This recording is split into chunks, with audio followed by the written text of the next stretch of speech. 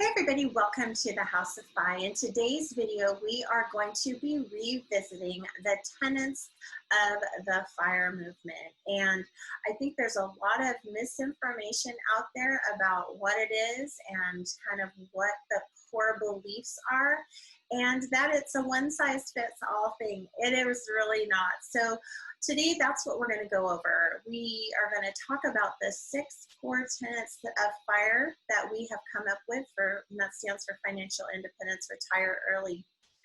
Not everyone in the movement follows all of these principles, but I think that the majority of people who believe in this lifestyle and approach to money at least believe several of these things and put them into practice. So stick around for about 6 seconds and we'll be right back.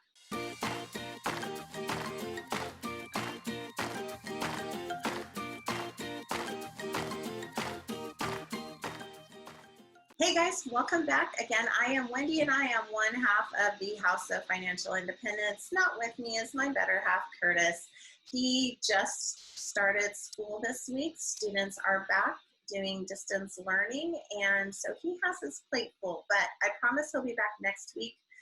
We're going to record this weekend, so we'll have his handsome face next week. We are all about helping moms and dads save more, spend less, and build their wealth on the road to financial independence and leading a joy-filled life as they raise their families. So if you want to get notified of when we have new videos come out so you don't miss them, please click that subscribe button and ring that bell. And while you're at it, if you could hit that like button so that YouTube knows that you do like what we're putting out and shares this information so we can let as many people know as possible what this movement is all about. So let's dive in. Last year we did a video introducing the tenets of the FIRE movement, and I'll share that down below. And we also did a couple podcast episodes about a couple of the tenets as well. So I'm going to quickly review those because it has been some time, but I'm also going to do just more of an overview of those things, and we'll do a deep dive into the other half in this video. So let's just go over what the core tenets of the FIRE movement are. So the first tenet of the FIRE movement is a rejection of consumerism. Now, when we talk about that, what this means is we're doing things like eliminating debt, we're reducing our spending, we're embracing frugality. We're not trying to keep up with the Joneses and getting the biggest house or the nicest, fanciest cars or designer clothes. And it's more of a minimalist lifestyle, and not without the big thing, and this is the thing that I think a lot of people forget when they're talking about the FIRE movement, and this rejection of consumerism does not mean that we're misers or that we are not living a joy-filled life. It's that we are being much more intentional with our money and the things that we spend our money on. So we're not sacrificing our joy for our finances. It all kind of works together. We just don't take for granted that we're always going to have a car payment, or that we're always going to have a house payment, or that we can't afford something. Or that we're always going to have to work for the rest of our lives. Those are the sorts of things that when we reject consumerism, that we have these overarching beliefs. The second tenet of the FIRE movement is that we redefine what retirement means. And it can mean a lot of things to different people depending on who you are and what's important to you. And you can talk to 4 different people in this movement and get 4 different ideas of what retirement looks like. But I think the biggest thing is that it talks to the financial independence part of it. Redefining retirement is an acknowledgement that by having financial security, work becomes optional. That if you want to retire early, you are able to. You are retiring sometimes to something. So perhaps you're not looking at, maybe you're retiring early as we are. Our hope is to retire at 55. I want to, enjoy the rest of the time that I have with my kids. Whereas my husband, he'll probably continue working. For some, it may be that work is simply a choice, that they want to maybe get a part-time job so that they have that joy that work brings them, the connection with others, but it's a choice. And it's also about challenging the traditional age to retirement, not simply agreeing that retirement is at 65 or 70 or longer, that it can be in your 30s or 40s or 50s if you choose it to be and you're intentional with your money. So those are the first tenets of the FIRE movement, and I will link down below the video as well as the podcast episode where we dealt with that. We skipped number 3 in the podcast episodes and went directly to number 4, which is increasing your savings rate.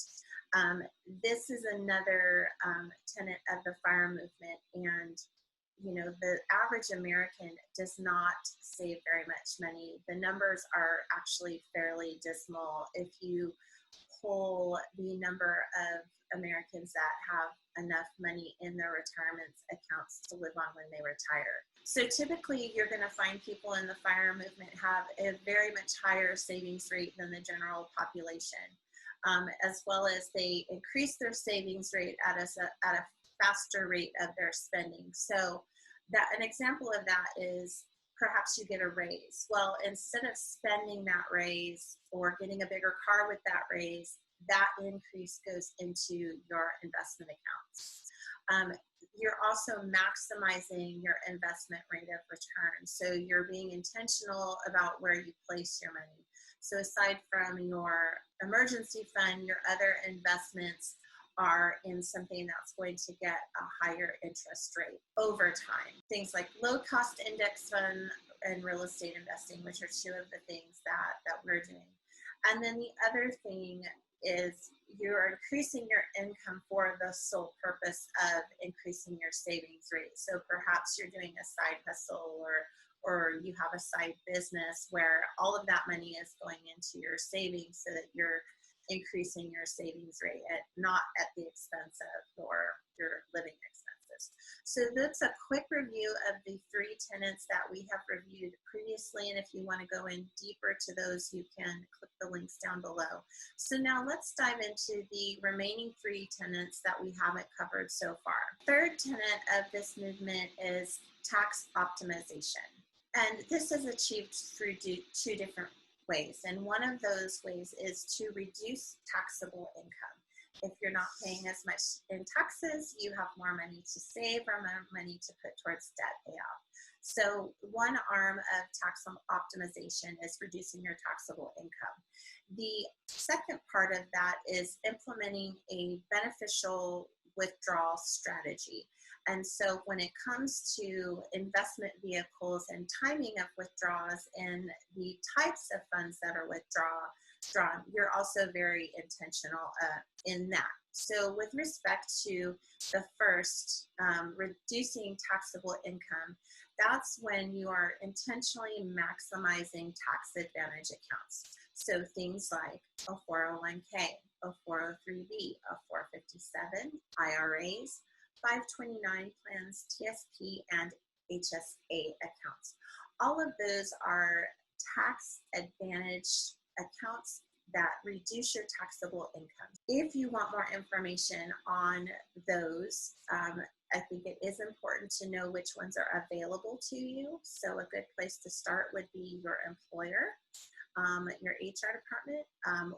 When Curtis first started teaching, we were unaware that he had not only access to his state pension, which is CalSTARS, but he also had the ability to put money into a 403b and a 457, which was a huge thing for us to increase our savings rate. So he was getting the maximum amount taken out for his pension, but then over and above that, we started putting money both into his 457 as well as a 403b, and it has significantly reduced our tax burden at the same time. So Start with your employer. I think another place to start is with your tax professional, finding out which ones are advantageous for you, especially like if you're self-employed. I know for me, I was self-employed as a lawyer for a very long time, and I went with a solo 401k as opposed to a SEP.